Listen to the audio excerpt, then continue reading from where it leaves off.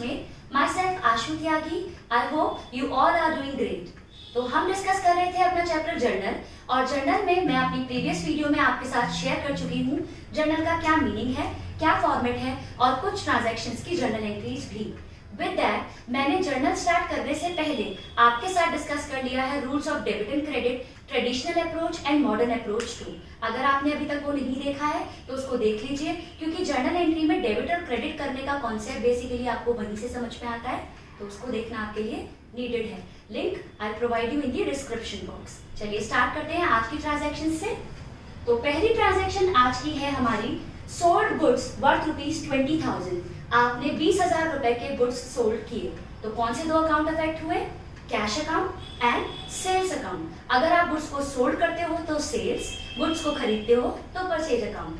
ठीक, अगर आप गुड्स को सोल्ड करेंगे तो कैश आएगा, और कल मैंने आपको ये ट्रांजैक्शन अच्छे से समझा दी थी कि अगर कैश आपके पास आता है तो वो डेबिट ही होगा।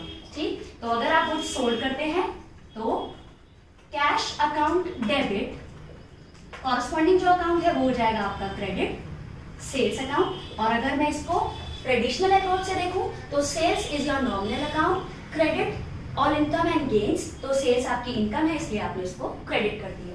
ठीक, नरेशन आप बहुत छोटी, जितनी छोटी कर सकते हैं। बीइंग गुड्स सोल्ड, और कितने के गुड्स सोल्ड किया आपने? 20,000। So debit amount 20,000 and credit amount 20,000। ठीक, अब बात करते हैं अपनी सेकंड ट्रांजैक्शन की, that is sold goods to Ram ₹25,000। मतलब अगर आप कभी भी गुड्स सोल्ड करोगे ऑन क्रेडिट तो कैश तो आपका डेबिट नहीं होने वाला, क्योंकि आपने राम का नाम लिखा है, आगे फॉर कैश नहीं लिखा, तो ये क्रेडिट की ट्रांजैक्शन है। इट मींस राम से अभी आपको पैसे लेने हैं। राम कैसा अकाउंट है? Personal account. तो पर्सनल अकाउंट का रूल क्या होता है? Debit the receiver, credit the giver. तो राम इस टाइम गुड्स को रिसीव करने वाला है, तो राम अकाउंट होगा डेबिट। और गुड्स आपके पास से चले गए, जैसे गुड्स ऊपर गुड्स सेल किए थे तो सेल्स क्रेडिट हुआ था, सिमिलरली यहाँ भी सेल्स क्रेडिट होगा और राम अकाउंट डेबिट हो जाएगा। Ram to sales. Narration being goods sold on credit. आपने गुड्स सोल्ड किए और क्रेडिट, और अमाउंट है आपकी 25,000। आप इसको डेबिट और क्रेडिट में अकॉर्डिंगली मेंशन कर देंगे। ठीक, अगर इसी चीज को मैं मॉडर्न अप्रोच के थ्रू सोचूं तो राम क्या है? मेरा असेट, असेट बढ़ रहा है तो डेबिट, और सेल्स क्या है? मेरा एक्सपेंस, एक्सपेंस सेल्स है मेरी इनकम, और इनकम बढ़ रही है तो क्रेडिट। ठीक, अब बात करते हैं purchase machinery for 1,50,000 and spend ₹20,000 for its installation.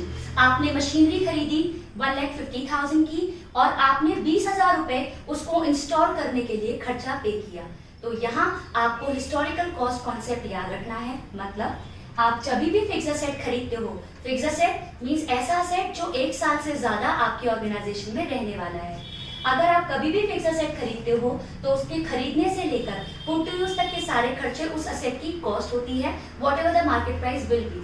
तो यहाँ हम मशीनरी 1,50,000 की नहीं, 1,50,000 प्लस 20,000 दैट इज 1,70,000 ये लिखेंगे।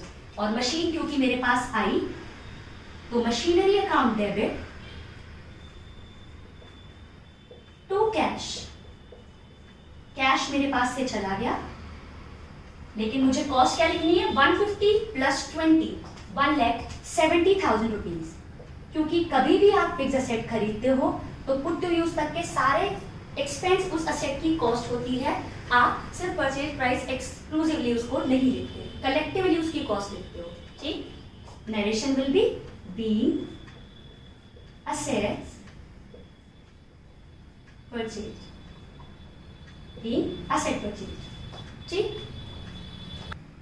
Fourth transaction is received a VPP value payable at post from A for ₹7,000। मतलब आपने गुड्स खरीदे हैं A से 7,000 रुपए के, and you send a peon to collect it who paid 50 as cartage. और 50 रुपए का आपने कार्टेज पे किया आपके पीएन ने, जिसको आपने भेजा था उन गुड्स को कलेक्ट करने के लिए। ठीक, तो यहाँ हम 7050 बिल्कुल नहीं लिखने वाले, क्योंकि गुड्स पर असेट वाला रूल अप्लाई नहीं होता। आपने गुड्स खरीदे 7000 के, कार्टेज एक खर्चा पे किया और इन टोटलिटी आपके पास से कैश गया, तो entry for the same will be, आपने गुड्स खरीदे तो कौन सा अकाउंट डेबिट होगा, परचेज अकाउंट। आपने कोई भी एक्सपेंस पे किए फॉर द सेम, उस एक्सपेंस का नाम डेबिट कीजिए और इन टोटलिटी आपके पास से क्या चला जाएगा, कैश अकाउंट।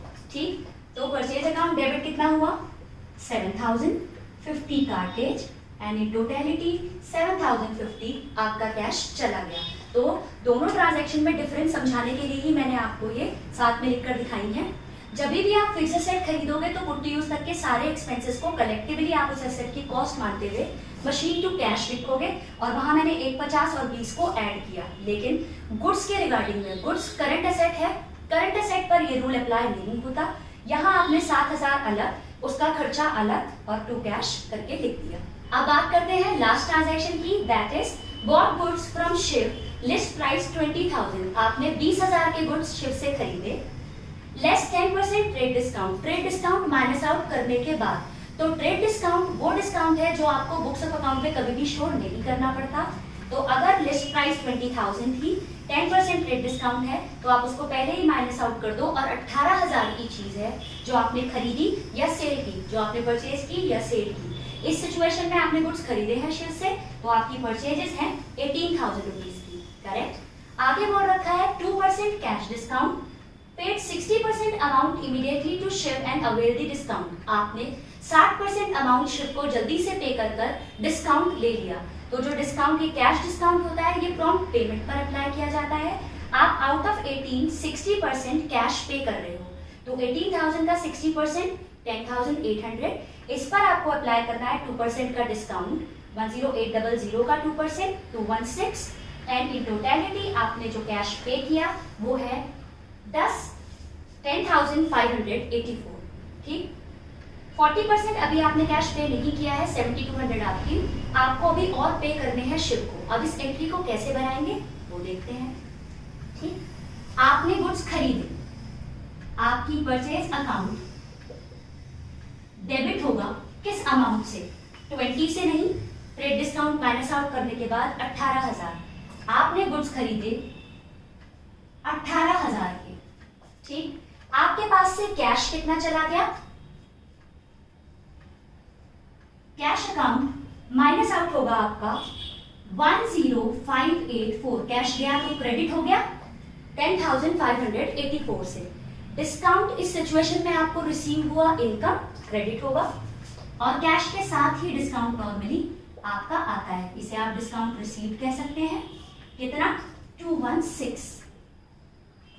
एंड अभी आपको शिव को और अमाउंट देनी पड़ेगी, वो 40% जो अभी तक आपने उसको नहीं दी है, क्रेडिट द गिवर। तो आप शिव के नाम से लिख दीजिए टू शिव 7200।